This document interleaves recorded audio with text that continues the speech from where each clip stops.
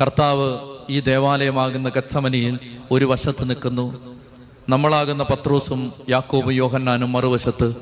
ഈശോ ചോദിക്കുകയാണ്, ഒറ്റ മണിക്കൂർ എൻ്റെ കൂടെ ഉണർന്നിരിക്കാമോ? ഈശോ ചോദിക്കുന്ന ചോദ്യത്തിൻ്റെ അർത്ഥം ഇത്രയേ ഉള്ളൂ, മക്കളെ, ഈ ദിവസങ്ങളിൽ ഞാൻ കടന്നുപോയ സഹനങ്ങളുടെ ആഴമറിയാൻ എൻ്റെ കൂടെ നടക്കാമോ? ഇന്ന് ഞാൻ ഈ ലോകത്തിൽ എങ്ങനെയാണ് സഹിക്കുന്നതെന്ന് തിരിച്ചറിയാൻ എന്നെ ഒന്ന് ശ്രദ്ധിക്കാമോ?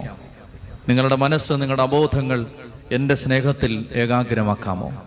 നമുക്ക് പറയാം കർത്താവിനോട്, കർത്താവേ, ഞങ്ങളുണ്ട് നിൻ്റെ കൂടെ. ഈ യാത്രയിൽ ഞങ്ങൾ നിൻ്റെ കൂടെയുണ്ട്. ഞങ്ങൾ നിൻ്റെ ഒപ്പം നടക്കുകയാണ്. കർത്താവേ, ഞങ്ങൾ ഈ യാത്രയിൽ നിൻ്റെ സ്നേഹത്തിൻ്റെ പിന്നാലെ സഞ്ചരിക്കുകയാണ്. കർത്താവേ, ഞങ്ങൾ നിൻ്റെ പീഡാനുഭവങ്ങളിലൂടെ കടന്നു പോവുകയാണ്. കർത്താവേ, ഞങ്ങൾ ഈ താബോർ മാമലമേൽ മുഴങ്ങിയ നിന്റെ നിലവിളികളെ ശ്രദ്ധിക്കുകയാണ്.